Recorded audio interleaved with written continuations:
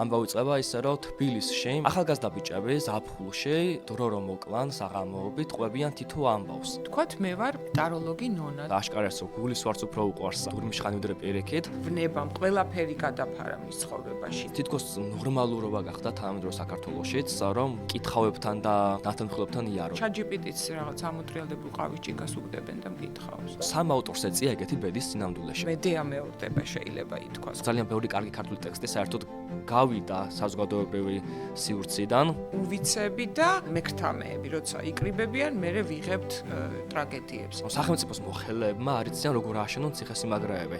ატკატებმა იცის ეგ არცოდნა. ვის ეშინია ლიტერატურის? იმათ, ვისაც ეშინია თავისუფალი აზროვნების. არაფერი როგორ არ შეიცვალა ისევ. ერთმანეთს ხვდება ორი საქართველო ამ ადგილას. არაჩვეულებრივი პასუხია. და ეს ხალხი რატომღაც დავიწყებული არის თანამედროვე საქართველოში. ძალიან დიდი მადლობა მინდა გითხრათ ასეთი კარგი ტექსტის გახსენებისთვის. თაროზე შემოიდო და მას მტვერი ადევს. ჩემი სტუმარია გიორგი ჯავახიშვილი და მასთან ერთად ვისაუბრებთ სურამის ციხეზე.